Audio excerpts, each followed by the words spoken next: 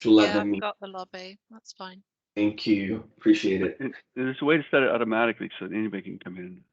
Perfect. Yeah, I did it automatic one time, and then we got some people doing funny things on the call, so it wasn't Oh as yeah, I remember that. yeah, Yeah, that was not good, was it? it's pretty bad. But in this case, I forgot to do it to block, so it is automatic for now. All right, so we have good presence here. We have Ivan Fico. Hello, my friend. Are you at the beach at this time? Usually, when he logs in from the beach and share videos to make us jealous of where he is. Welcome, Ivan, and welcome everybody else who is here. Mala. Oh wow, that's nice. It's good to see all the friends again here. Okay, let me get started. I was just speaking about it a minute ago. This is a lesson on Dataverse database design. So we're gonna look at database design first, and then Dataverse designing Dataverse, how it's applicable. By no means this is a lesson of do your design this way, otherwise you be doomed. No, this is it, some insights that I gathered while both creating apps in Dataverse, but also facilitating app creations to other consultants that I work with while they were creating tables and columns in the Dataverse. Okay, again, it's my take. It's not law. Please use at your own risk, if you will. Okay. About me, I think many of you know me already. I'm Victor Dantas. I'm a Microsoft MVP. I'm a Power Platform consultant. I'm also a father of three girls, husband of a lovely wife who happens to be on the call today. Uh, and I've been in the industry for about 25 years now. And the thing that I take more pride on is to be able to do these calls and to connect with the community and help you in your career in the same way that in the same way that a number of people have done for me in the past. So that's what I like to do. So today we're going to look at what is a database, and then we might cruise through some of these concepts fairly quickly, depending on the understanding on the room. So if folks already know about databases and what they are, we may skip some of the concepts. Um, if not, we'll give more time into looking at those concepts. So what is database? Database design considerations, design processes, implementing the design, form design, and eventually Q&A. We may not land on form design um, today, but wherever we stop today, we'll continue next week. I want to give room for Q&A today, so we might skip some of the areas here to facilitate collaboration. Okay. Okay. I'm not sure what just happened here. All right, so what is a database? A database is essentially a place or medium where you store information. Back in the day, when people start to use the terminology of databases, they refer to it to a database as a file where you store information. And this database, it must have some sort of structure. It must have a structure that facilitates reading information, writing information to it, and overall making it generally accessible to a system or users who need it to make decisions. All right. Again, this is the concept of a database itself. Today in the market, you see that the most common databases in the market are um, relational databases. You see a lot. You see a trend of NoSQL databases or databases without a concept of a regular table or a structured table, as you see in relational databases.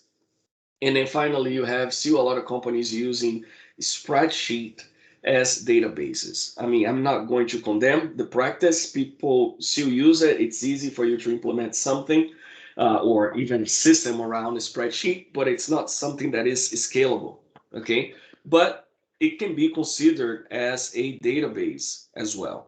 So depending on how the database is stored, how it's manipulated, you get the differences between a type of database versus another. Okay, this there. What else we got here? The relational databases, as far as we are concerned, are the ones that are most used in the industry today. And reason being is because besides, having data available and easy to use, you have the concept of data integrity, where you don't repeat information all over the place to present that data to the user, and you use those relationships to facilitate this particular result. Okay, with Excel, even though you get a lot of power in creating columns and rows, formatting, and using formulas, you lose that practical part of having relationship if you decide to use an Excel as a medium or a database for your applications. The same is true for SharePoint. And please, my SharePoint people here on this call, do not get mad at me. But SharePoint lists, although you can get things done fast, won't give you the advantages of a relational database. Okay, I'm not advocating against SharePoint. Use it if you love it. It's okay with me. It doesn't hurt me if you think that SharePoint is better than the Dataverse or even any other relational database. But my point is, if you have a list, a SharePoint list with employee information, and then you have another SharePoint list with timesheet information for that employee, then now you have problems connecting the two to present, show me all the timesheets for a particular employee in the month of December. So now you have to do a lot of work to be able to connect the two. Salut, Nabil, ça va bien? We have Nabil from Paris here. I'm just saying hello real quick. Good to see you. Hello. Hello, Victor. All right. Bonsoir. Bonsoir. And so that is essentially the difference. If I can really abstract things in terms of databases and database types. You see a lot of different things nowadays. I mentioned NoSQL databases and a database with different types of storage strategies to make systems work faster. But in terms of data, raw data, and relational data, it makes more sense to, as the name suggests, to use a relational database. Okay, a good design or design considerations for database design. Okay, one is split the information in specific subjects. So if you are starting to design, think about the subject as a area of the database where you want to place data. So as an example, if you're creating a database for employee management, you would have a bucket or a container to put in employee information: name, first, last name, date of birth, address, so on and so forth. Then for employee management, maybe you're going to have an area or table where you're going to store claims. Your employee submitted a claim for a particular benefit in the company, right? So then you're going to have another bucket for claims. So the first stage, I'd say, break it up, break the information of your database into separate areas or separate buckets. These buckets will turn into tables eventually, okay? And depending on the database that you use, it's going to have different names. The buckets will have different names. So up until recently, the Dataverse referred to those buckets as entities. And it has normalized the naming convention to a more common name convention that we use for other databases. Now we use the term tables. So try to break it up, and you don't need any tool to do that. You can do that in a piece of paper. You can say, okay, here's my system, here's what the customer said we need. I'm gonna break it into separate buckets, and those buckets will turn into tables. Okay, So when you're doing the design, make sure that as you break your information into buckets, that information is not going to be repeated across different buckets. So in my example, I have a bucket for employee. Okay, employee information is stored here and claims is stored elsewhere. I don't need employee name in my claims bucket.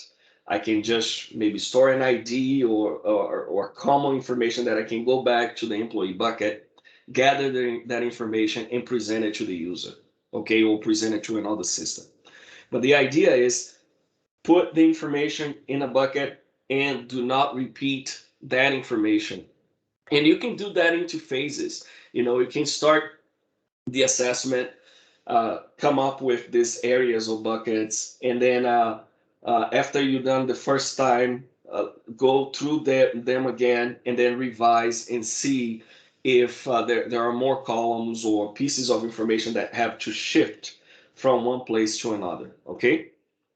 And that is for accuracy and integrity of the information.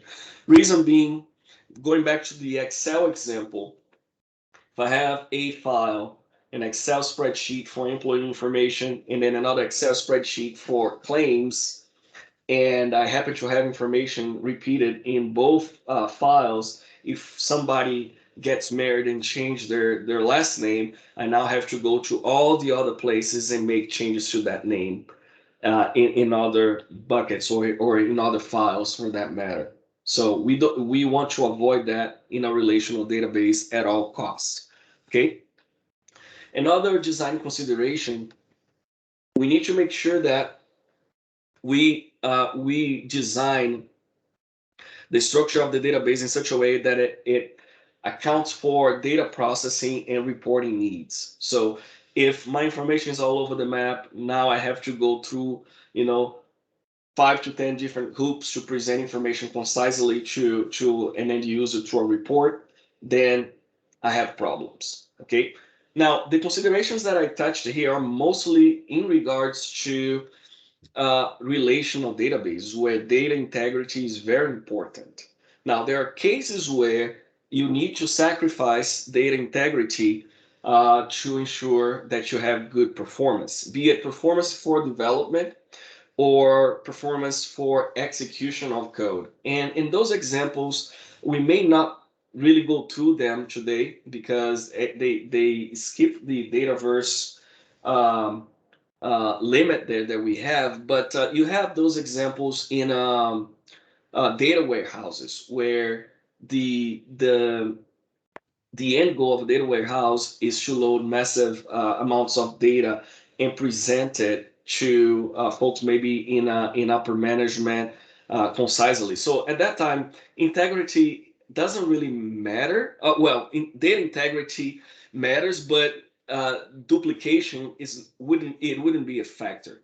And what I mean by that is in the scenario where you're just fetching data from different systems, putting it in a place, and then presenting to an end user as read-only data, the fact that you have duplication, if the duplication doesn't impact the integrity of data, if it's not showing bad information, wrong information, you're still good. But that is the scenario of data warehouse, where the goal is to present information for people who are going to make decisions upon the data.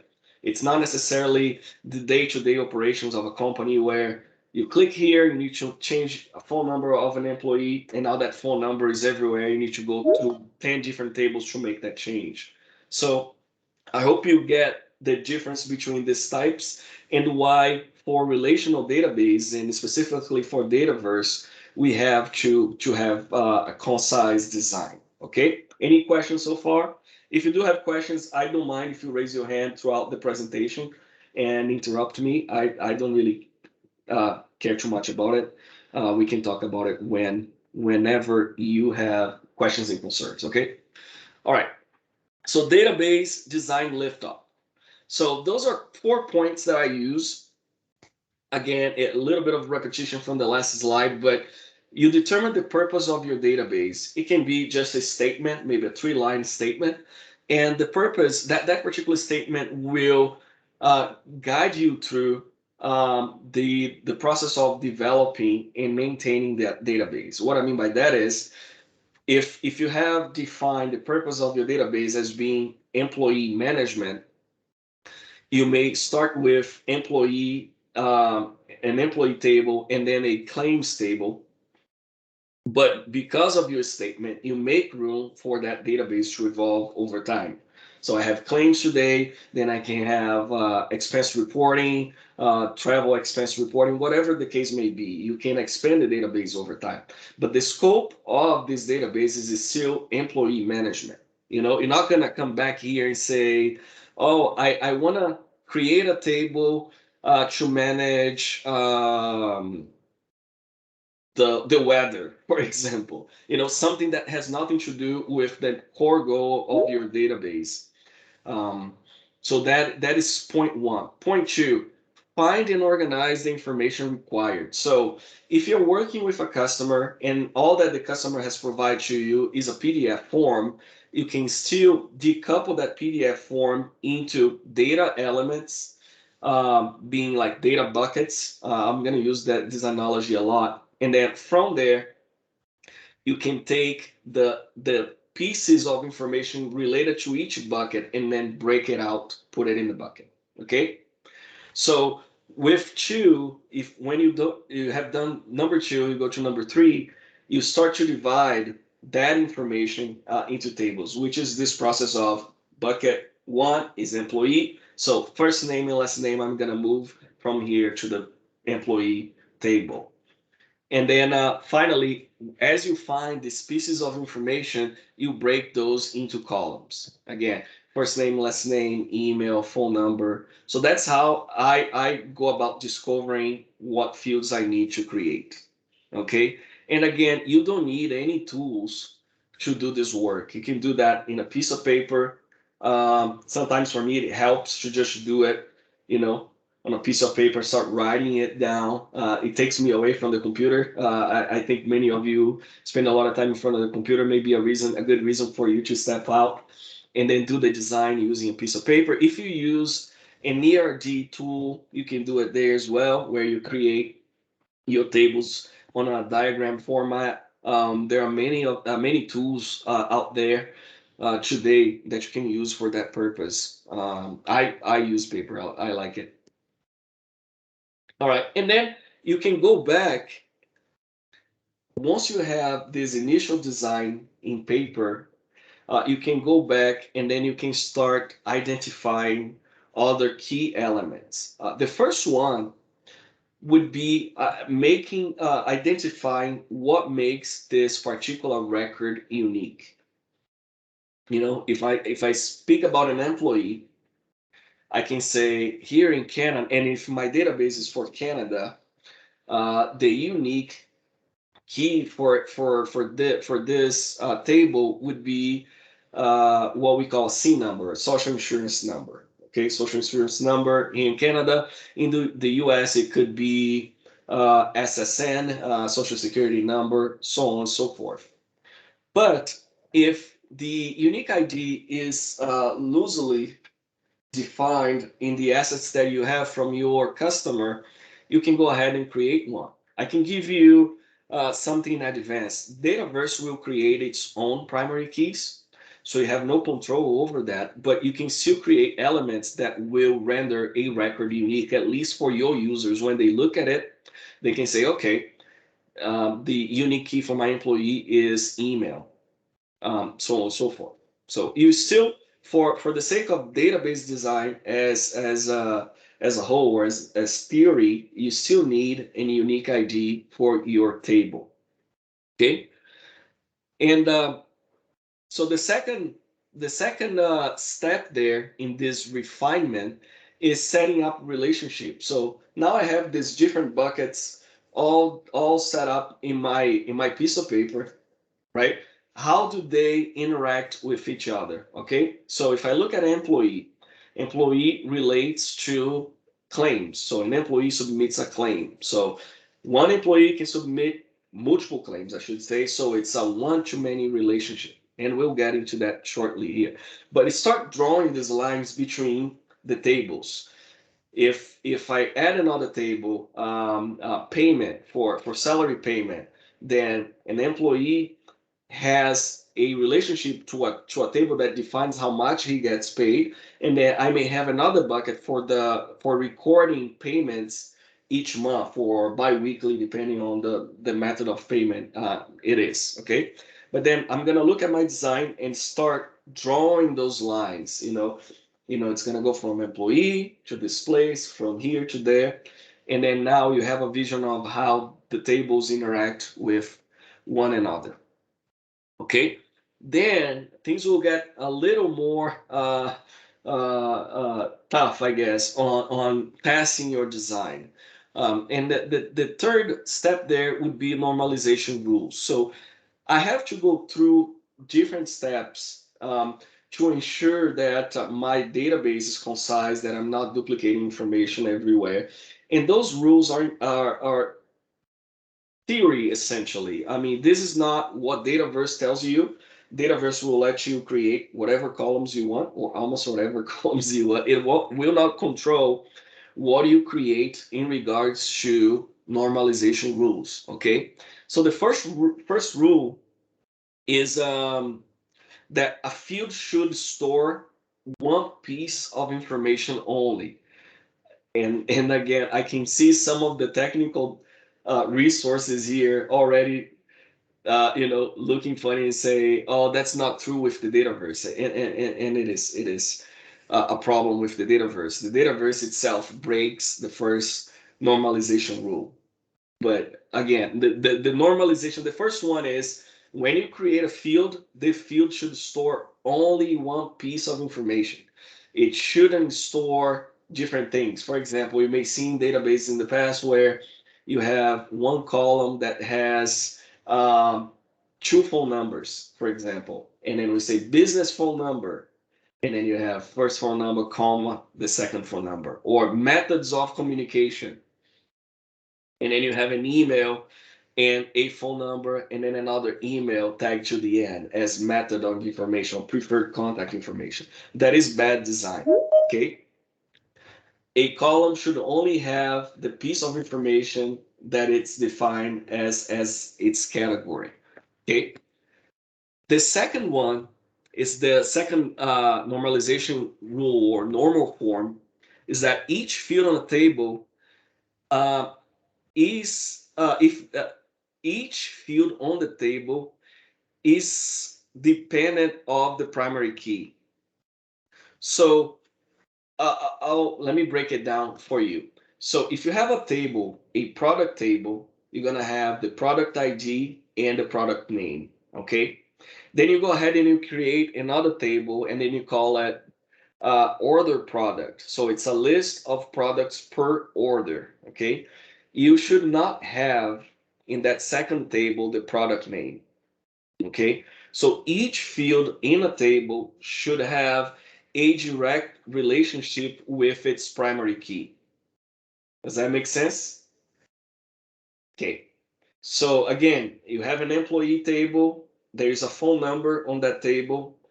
That phone number should only be meaningful to the primary key of that particular table, employee. If I take the employee phone number field and I put it on the claims table, then I have problems. Okay, I'm duplicating information already. I have one phone, same phone number here and same phone number there. Okay, so that's what the second normalization rule talks about. The third one, and again, we are talking about database design, not necessarily um, what Dataverse does with its own design. Okay, so the third normalization rule is that a field cannot depend on a field that is not part of the tables in the primary key. So it's similar to what Chu says, but it's an extension of, with a little bit more extra to it. So in this example, what is saying is essentially, if you have a field called discount price on a table order product, that discount should not depend on a field that's not part of the primary key of that table, okay? So that is what it's saying. And I know that this gets, some of these rules are broken in Dataverse. I'll give you an example. Dataverse has the multi-select option set, where even though it stores data that's pertinent to its own type for the model, it's still many options within the same field. So in my mind, it breaks the normalization rule number 2, where you should have just a piece of information per particular data element. But that's the way that the technology was developed, and we can do nothing about it in the universe. Okay. All right. So relationship types.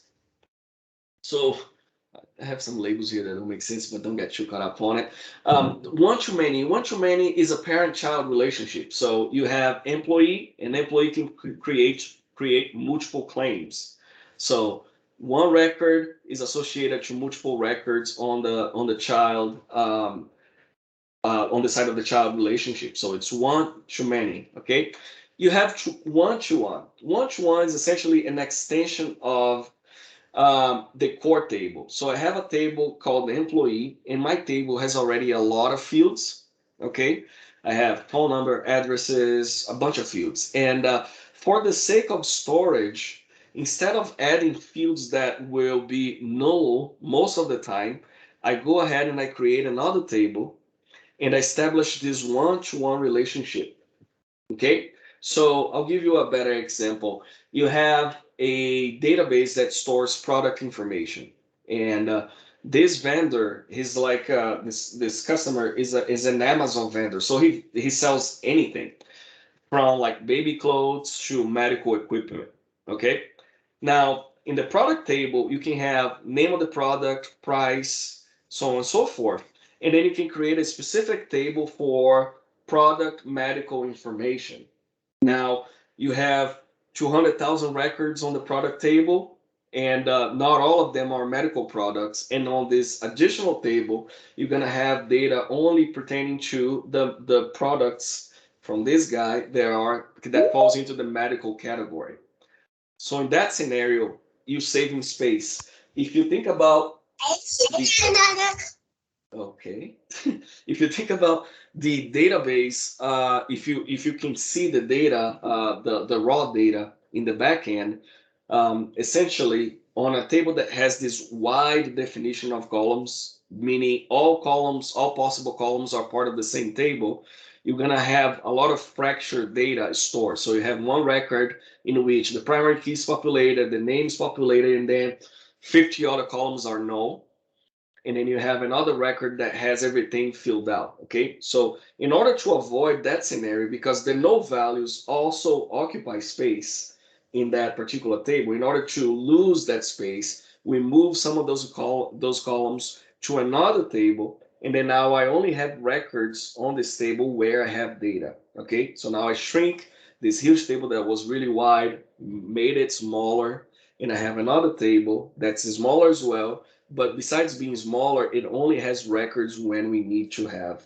those records in there. Okay, and that's for one-to-one relationship. Again, it's a table that extends the core table. If it's products, you have specific attributes on this. In my example, product, medical information, or engineering products as another table, and then you have more data there. Okay.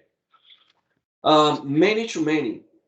Many to many is where the information like that can repeat on either side of the relationship. So employee and let me see, maybe employee and projects. Okay. So on one side you have Joe Smith, Mary, Victor, and then on the other side you have a list of products that this company executes or works on. Okay. Any of the employees can work at any given project, and any project can have any of the employees listed on the table. So that's a many-to-many relationship. Victor can work for project 1, 2, and 3, whereas Joe is working for project 1 and Mary's working at project 2. So it's a relationship that either side can really repeat at any given time. Okay, that is a many-to-many relationship. And I got some visuals in how they look like. So one-to-many, you have a supplier ID, one, and then you have who supplies products, and then you see that ID one repeated here on this column multiple times. That's because exotic liquids supply chai, chang, and syrup, whatever they sell. Okay, and then a many to many, you have orders and product. So you can have a product show up in multiple different orders, and orders can have multiple products. Okay, so that is the view there. And then a one-to-one, of course, you have product on the side here, and you have product detail. So not all products will have images, but when images are available, we are going to go ahead and create a record on the project details side of things. Okay, any questions so far? All right, I think we're doing good. Okay, so let's go through a demo. And in this demo, the demo will be applied to Dataverse. So whatever limitations Dataverse has, as opposed to just the theory of database design, I'll point those out for us to know. Okay. But I want to do this demo all the way from this particular method that I use to um, break tables apart and create things. Okay, so I'm gonna open a document that I use. It's a regular Excel file. All right, let me copy that guy over here. I call it Dataverse Model Assessment, and it could be called anything. I just thought that the name was cool, but don't be fooled by the name. It's just a plain old Excel file, okay? And in this file, what I do is I just define tables that I think I'm gonna have in my database, okay? Come on. Okay. And then I start working on the definition of those tables. So right now I put contact and account. Usually most of my implementations will include changes to the tables, maybe additional fields or changing label for existing fields. But let's assume that I need to create a custom one. So I'm going to copy this to the end. Oh, come on. Okay, create a copy.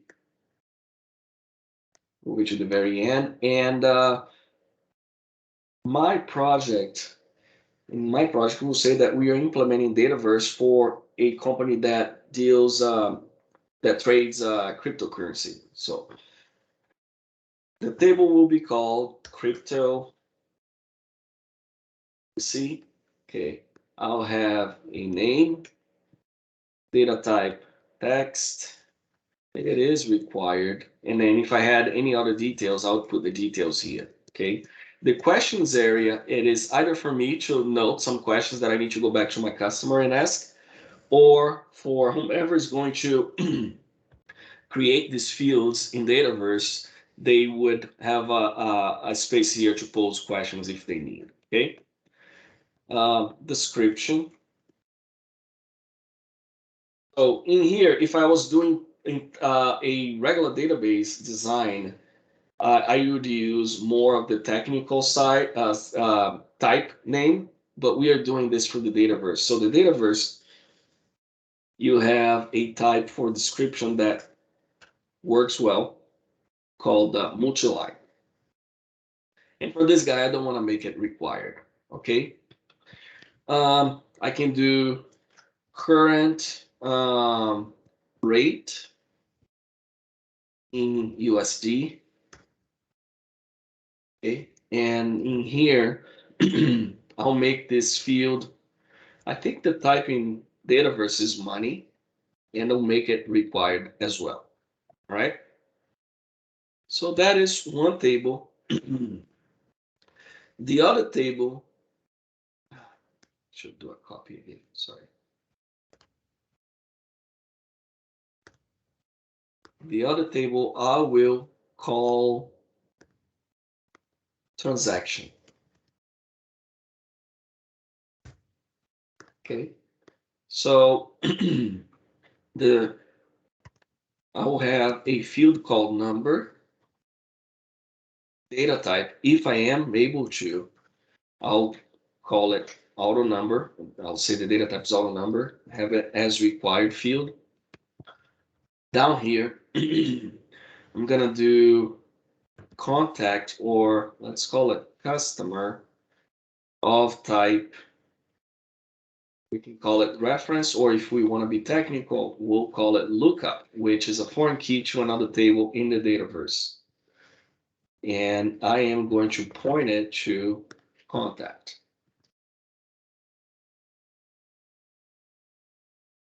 Then amount. Now, let me actually skip that. Currency. Cryptocurrency. And lookup. So, see, required as well. And let's do amount. Money, and it's required as well. And then I could do other things like method of payment, status, if it was processed or not. But for the sake of time, we're gonna stick with those those fields. So save that. Now I go to my maker portal, okay? And by show of hands, though, who does everybody who is in here know what I'm talking about when I say maker portal or Dataverse environment? Do people have this knowledge? If you don't, it's okay. We can take a quick pause and just cruise through how we can get to creating an environment. Okay, we have someone asking. Okay, I think Norm, you good? I think everybody's good. Everybody knows what I'm talking about with Dataverse. Okay, so I have a Dataverse environment, and this is a vanilla environment. There may be customizations here, but those are some of the stuff that I did for like Portals training. But it's pretty vanilla. I don't have any Microsoft first-party apps, so it's the default Dataverse database. Okay, so the first thing that I want to do is I will create a solution. Okay, and I think Well is here on this call, and he'll be very happy that I said that the first thing we do is create a solution. Well is an ALM superhero, and I know that solutions really matter to him, especially managed ones. So I wanted to make sure I'm following my teacher as well. Anyhow, so I'm gonna create a solution first, and suppose my customer is called E-Finance. What is it called? E-Finances Solutions, or E-Finances. I don't even. I'm getting out of. I need to get more creative with my samples. I'll call E-Finances Dantas. All right, that's the name of the business. Okay. First time you do this, you're not gonna have a publisher. I had a publisher that was called E-Finance Solutions. I'm gonna use it for now. But if you don't have a publisher, you have to create one. So you put the name, the internal name, description, and then the most important part is picking up a prefix for your publisher. So in this scenario, I would call it eFinance. Okay, and that would essentially, when I create objects in the Dataverse, this is what it would look like. Okay, so I canceled that out. I had created it previously. I'm gonna use this guy, create my solution.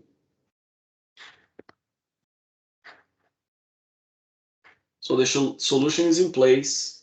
I can then pop my Excel. I have this Excel on another screen. So I'm just going to cruise through creating these tables. The first thing I will do is I know that my solution or my product will make use of the contact table. So I don't know which fields I may need to customize yet, but I know that I'm gonna make a reference to this table. So as a good practice for me, this is a personal choice. I go ahead and I add the table because most likely I'm gonna need to make changes to that table as I customize the system. I don't know which fields I'm gonna make changes to, so instead of adding all, I'm just gonna add the entity blank for now. That way, the table, sorry to use the terminology entity, the table is gonna be here, and I can then make changes to it if I need to. It has added some of the stuff that I don't need. I'm going to remove to leave my solution really lean and clean. So I removed that. Okay, and then in here, I will add my custom tables. Okay, the first table that I have is the cryptocurrency. And some may argue I could have used the internal dynamics currency table, but let's use this one for now.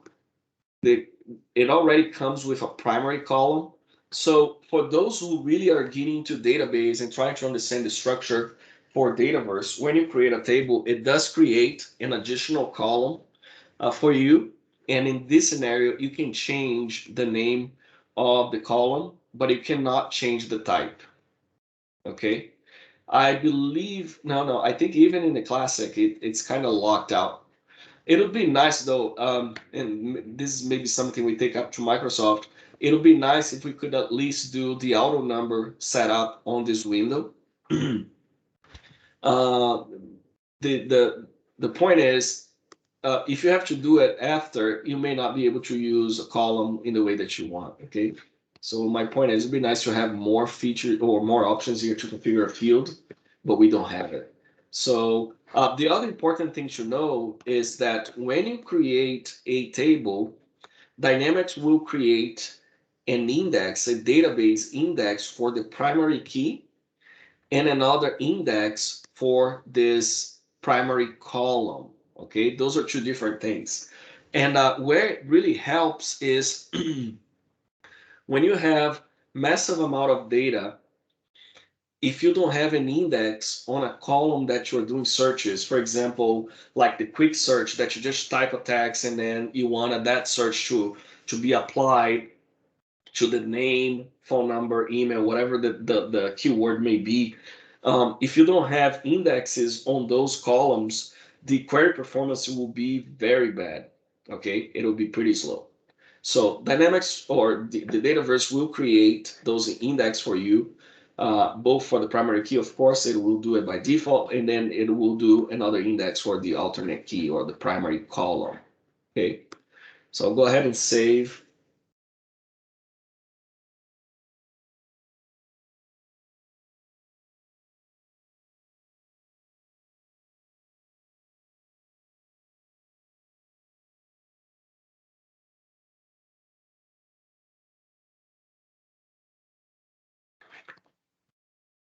Okay, my table's here now. Click on cryptocurrency. Um, I think two more columns to create. Let me cue my camera to see if this thing goes any faster.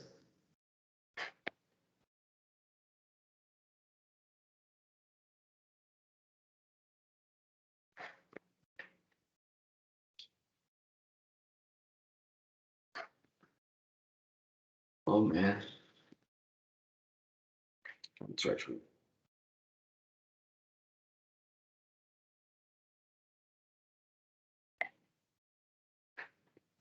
Oh, all right. So I have my table here now. I'm gonna add columns. So the next column I have here on my list is description. And you have these different types. And this is what I was referring from, internal types versus what Dataverse provides in SQL Server and even Oracle and other databases. The types are a lot different. You have varchar, any varchar, and then you have end tags for multi-line, integer, big int, and things like that. So you have different types than what you have here. Dataverse has abstracted some of those types. So if I were to create this field as a text, it would be a varchar in the back end, but we don't see that. And even for these other types, I define a field type as email. It is a varchar in the back end, but because we are not only creating a database, but also forms and views, Dataverse is already doing, data type validation on your behalf, so you don't have to worry about it. But the internal is still a varchar field or any varchar field for that matter. So in here, I'm going to scroll down and select multi-line because that's what my Excel said so. Okay. And I can go ahead and say done.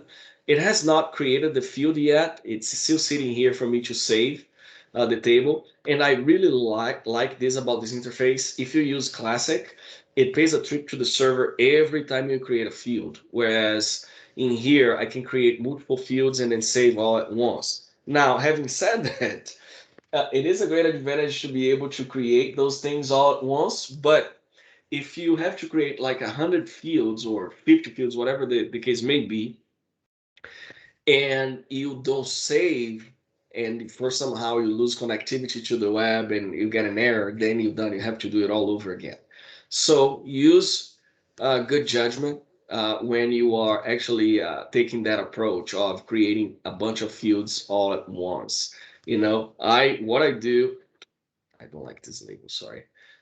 What I do is I try to do like 5 to 10 fields at a time, then save, and then go back to take the other 5 to 10, depending on how courageous you are in any given day. But yeah, I don't do a whole bunch and wait to save all of them at once because I may lose time there.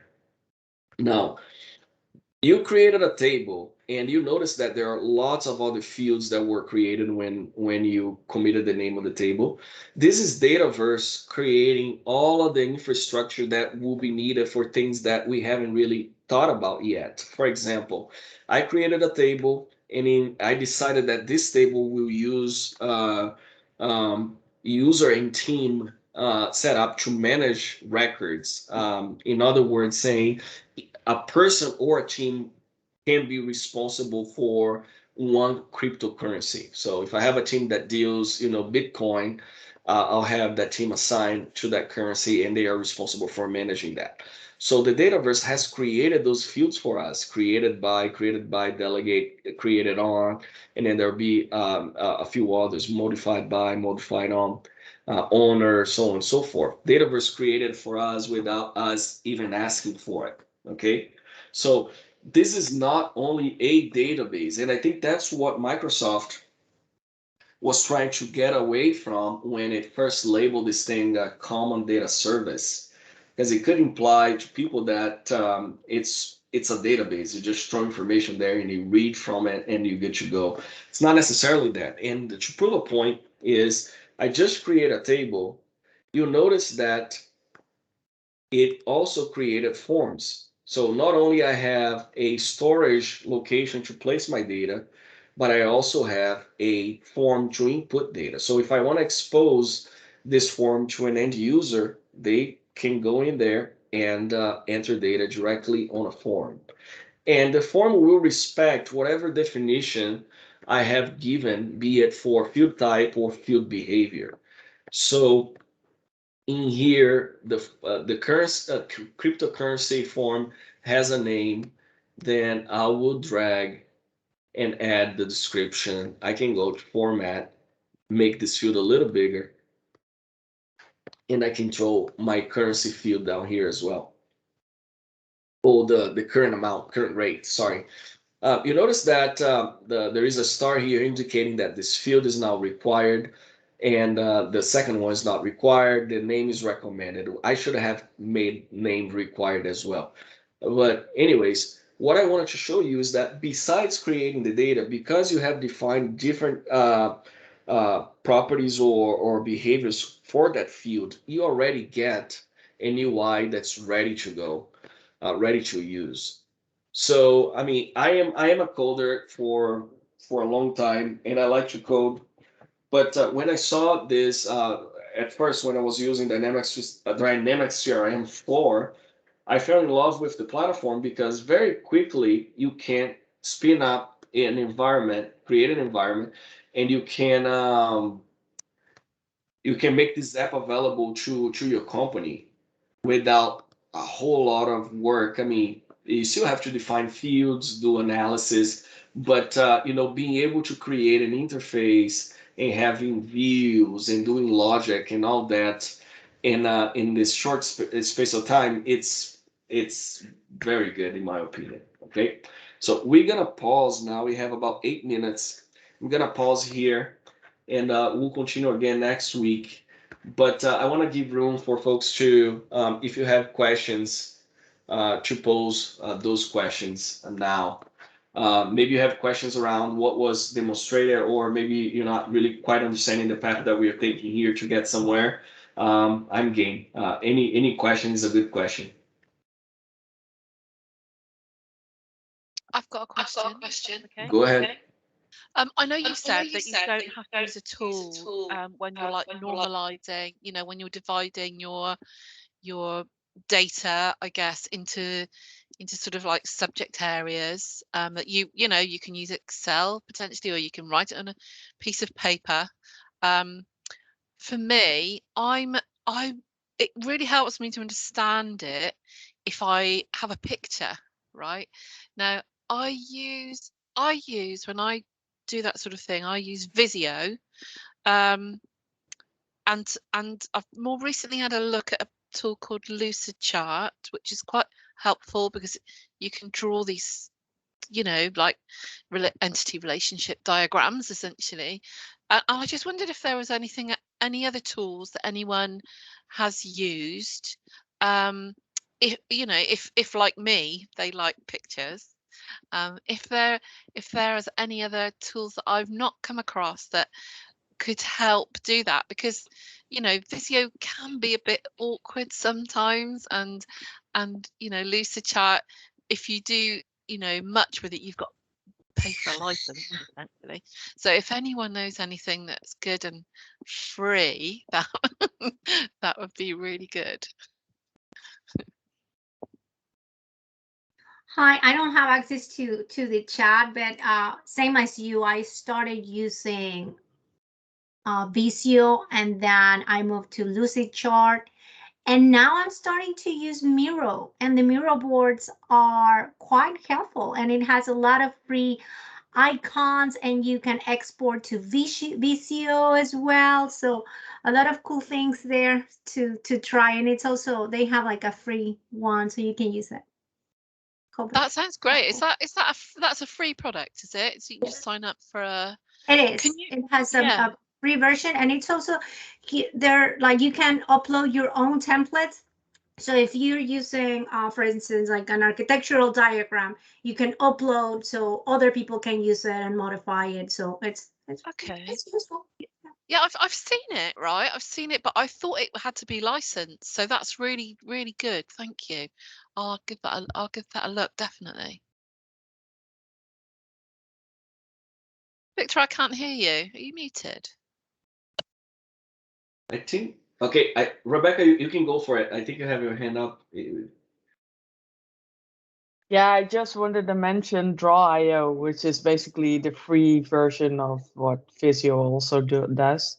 I do tend to use that because not everybody has a Visio license, and also has a desktop version. So there's like local file. Is it this guy? DrawIO?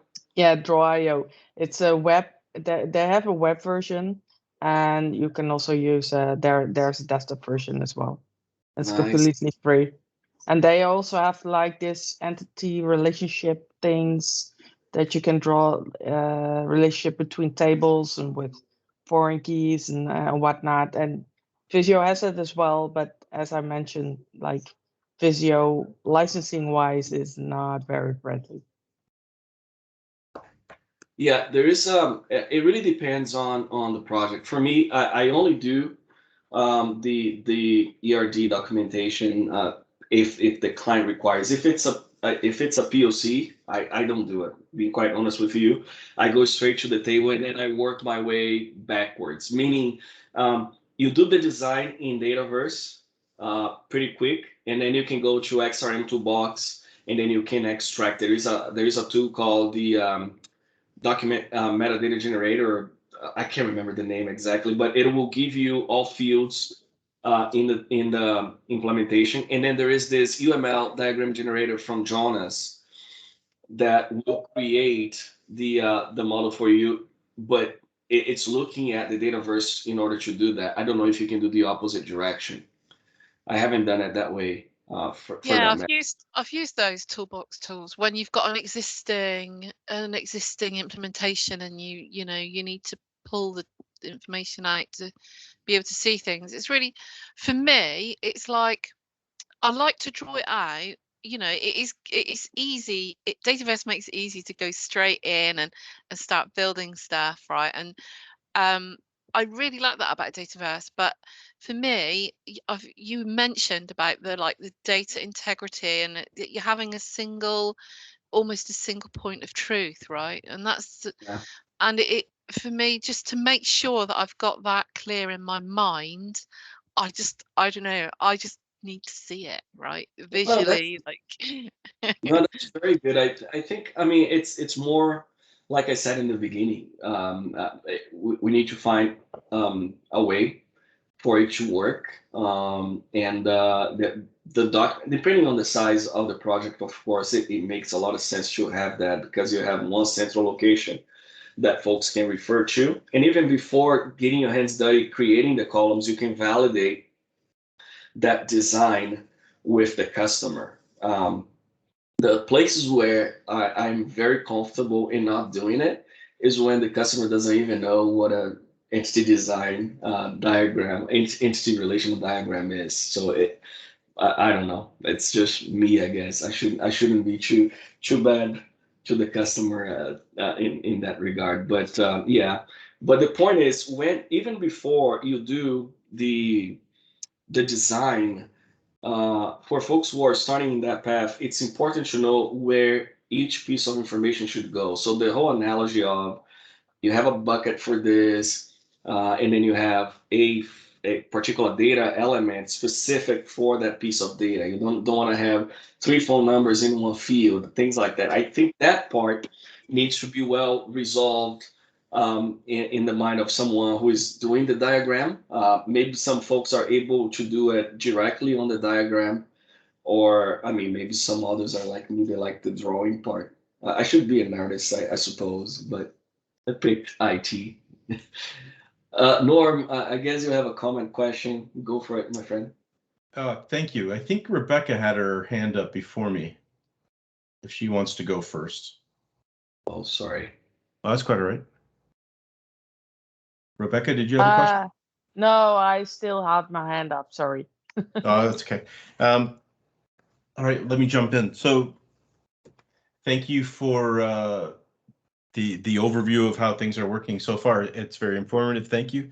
The one thing I'm curious about is we saw the existing objects that were available in Dataverse, like the account table and the contacts table.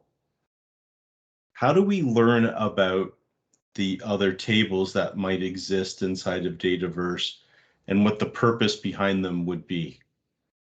I am not sure if Microsoft goes to the extent of defining purpose and why some of those exist. I mean, from using them, I know a lot about most of them. Every now and then there may be one particular table that crops up that you have no idea why, and it's quite funny because some things will show up and then some of the MVPs they notice and then they ask Microsoft, what is this thing about? And then all of a sudden the table object just disappears.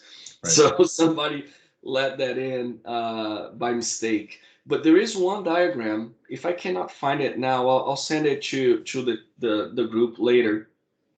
There is one diagram that is very good, that it doesn't only display the Dataverse tables, the out-of-the-box tables, but it goes to the extent of displaying the tables that come with the first-party apps. So you have one container for Dataverse tables, and then you have a bigger container for sales, and then you may have an area where sales and customer services overlap, so on and so forth. So you start to get an idea of what you get with each app that is installed in Dataverse. But I don't recall that all the tables or that even the diagram has information about the purpose of each table. So let me find the diagram first, and then I'll see what we can do about information. Or maybe we could start a project where we put information, have somebody at Microsoft validate the content, and it becomes like a community team. Well, much like what you see here with CDM. Oh yeah, this is the diagram I was talking about. But it's still it's already, yeah, it's not showing what we need to see in a way that we need to see it. It's already different. Right. And I think I've seen this experience that you have on your screen right now, but it is a bit of information overload as we're seeing on the screen right now. It'll be nice for you to say, give me the CDM only. Then you click on a table and maybe a definition of what that table is used for.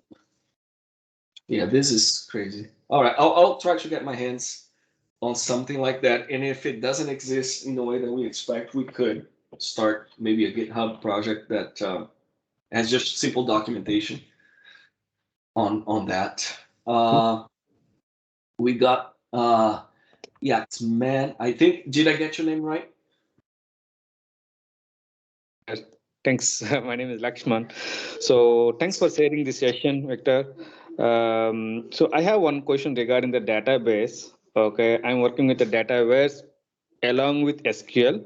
Okay, one of the use case I'm currently facing the like lookup columns. Okay, Victor. So my customer wants to display more than 20 lookup columns in the same form. Okay, the front end we are using the canvas, the back end we are using the SQL along with Dataverse. So what I feel after a couple of days, if we implement all these lookup columns in the one form, okay, I see that kind of performance issue will be occur later. Okay, do we have any suggestions or any experience on this type of use case? Would be great if you share some ideas. I don't have any, but if your performance bottleneck is around data or the amount of data that you display, there is a way for you to create, different indexes on an existing table. So like I said, when we created the table in the backend, Dynamics will create an index for the ID, or I keep referring to Dynamics, I apologize for it. I have to be better at naming convention. Dataverse will create an index for the ID and then an index for the name. So any searches against those two fields will be relatively quick because of the indexes. Now, let's say that you create another column, okay, and that column is being used for your lookup validation, and therefore it's taking forever to do it because the column is not indexed. You can click on keys, and then in here, you can create a new key, which translates to an index. Okay?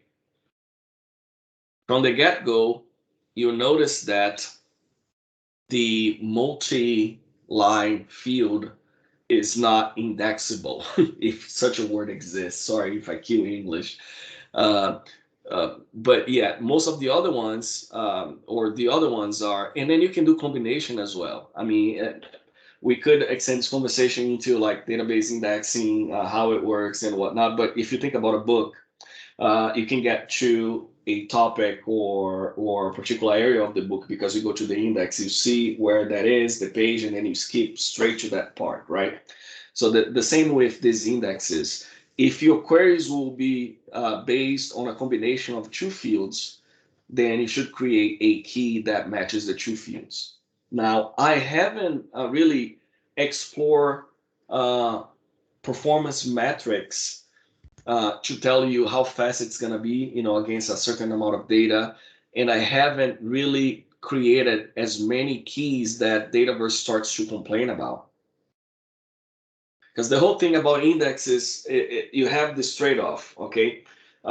Index will help you read information, but if you're using a table that is heavily updated and changed constantly, then the performance on those operations will be slower. Reason being is because you create a record, now you have to index that record within the whole table. So the operation of creating a record, it's going to take time. Same for update.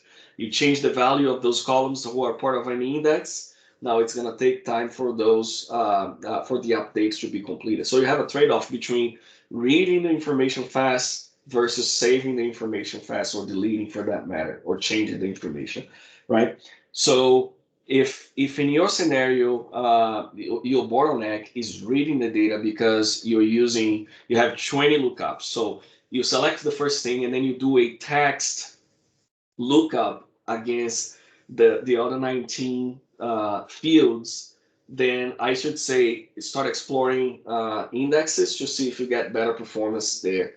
But if the bottleneck is something else, maybe presenting the information or the amount of data that you're presenting on a control is causing the application to go slow, then you have to take other approaches. Maybe load the first 10 and then the user clicks to see more, or force the user to type a bigger keyword so that you have less results in the result set. So it will really depend on where the bottleneck is. Okay.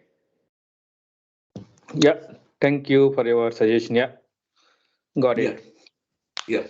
The other thing, though, now that you're exploring this, your app has SQL Server and Dataverse. One of the things that you can test separately is the velocity of your query against the database. I know that accessing data from within the UI here is supposedly faster than accessing data through the API. Supposedly, some of my friends told me that even the forms are now using the API. Not sure that if it's entirely true, but using that through the app should be faster than using it through the app. I mean, model-driven app should be faster than using it through a Canvas app. But one other thing that you can try is this: if you go to the admin panel and you open an environment, you can go to settings. Sorry, you go to settings and expand products, features, and then down here you see this option for TDS endpoint. Okay, what that does is when you enable it, you can go to SQL Management Studio, and then you can connect to your Dataverse database. Okay, and then here you can perform a query that's similar to what you were doing on your controls and see how well the results come back. And then you can kind of troubleshoot and see, is the bottleneck reading data? If it is reading data, then I can look into creating keys. If it's not reading data, then maybe it's the UI. Okay. Okay. Yeah. Okay. All right, folks, we are about 12 minutes over. Sorry for going over, but I think the information that was shared here was beneficial. We'll connect again next week. If you have question, concerns, comments, you can email me at victor@powercommunity.com, or reach out on LinkedIn, Twitter, whatever channel works for you. One of the things that I want to ask all here is we had about 200 people register for this program, about 100 for the English channel, and in the past, I think the first 2 sessions I did for Zero to Hero, I added everybody to the Teams invite. So when the appointment was about to take place, it would remind folks, and then people would connect. Okay, then some people they really complain about it. They said, Victor, I don't want to be reminded when I can connect. I will connect. And of course, I think most of them got annoyed because as I made changes to the appointment, to the changes in time for specific sessions, it would notify everybody that, a change was made. So I want to ask you if you prefer to receive the emails that I sent as a newsletter, or if you wanted to be added to the Teams meeting so that you get a reminder to pop up on your Outlook. And maybe instead of answering here, maybe if you can put it on the chat window for those who have access, or if you don't, you can unmute yourself and I'll just take notes. I like the Victor, invites. go ahead. Sorry, Norm. Just That's jumping quite all right in there. After you. Yeah, I like the invites. Thanks. Yeah, All I right. like the invites as well. But you're doing the work, not me, so beggars can't be choosers. Thank you. Lakshman, Victor. All right, Lexman in. Anybody else wants to be annoyed with the the reminders? I would All like right. to can have add me the too. reminders as well. Oh, sorry. Thanks. So, Nabil. All right, I saw Yeah, that. I think Foyen would also. I know I can see she's dropped off, but I know in the past she's asked me to forward her the invites. So I suspect that she would like those also. Okay. All right, Thank we'll you, do that Victor. then. Okay, we'll add the folks to the list, and we'll go from there. It shouldn't be too much trouble. Okay. Yeah, All like right. Norm said, you're doing the work, so thank you ever so much. It's I'm- another Victor. amazing series. Thank you so much. Yeah, it's gonna be good. I'm excited for the session, for the lessons ahead too. I'm looking forward to it. And again, anything that you are exposed to, anything you have questions on, throughout your week, and even as you do your work, if you wanna ask here, this is a safe space. Okay, there is no bad questions to be asked. All right. Well, take care. Have a good weekend, and we'll see you next week. Bye bye. Thank you, Victor. Thank you. bye. Bye, Thank everyone. you. Bye.